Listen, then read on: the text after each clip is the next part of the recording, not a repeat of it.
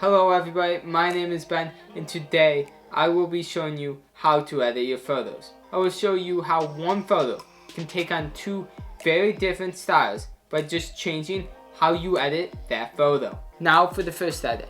Before I begin changing the colors and the look of the photo, I make sure my photo is straight and properly framed.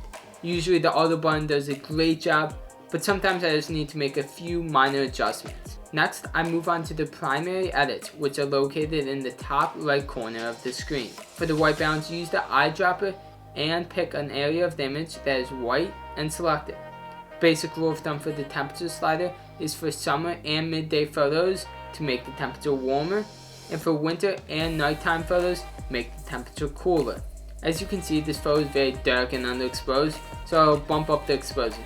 A very useful but hidden tool is when you hold down the option key and slide the exposure, it will show you if anything is overexposed. This tool also works for highlights, shadows, whites, and black sliders as well. Since I don't want my whites to be overpowering, I'm going to lower my highlights and whites.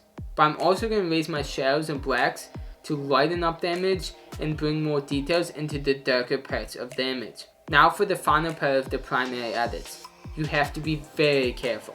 The texture, dehaze, clarity, vibrance, and saturation sliders can be very useful to bring more detail and color into the image, but if you overdo them, the photo will just look bad.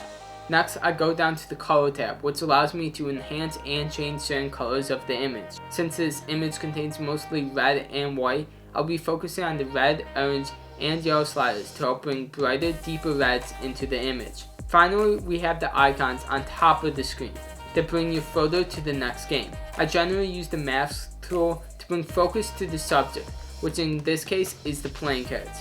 By increasing the exposure of a certain spot in the photo and also decreasing the surrounding exposure, it helps me direct the viewer's attention to where I want it. The brush tool allows me to make fine-tuned adjustments, while the gradient tool allows me to gradually change any settings I want. In this case, I'm going to use it to direct the light in my photo.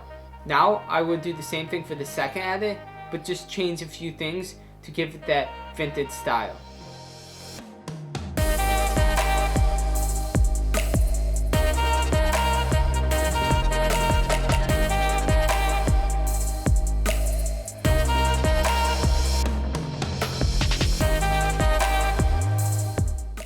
As you can see, editing a photo allows you to bring your own unique style into the photo.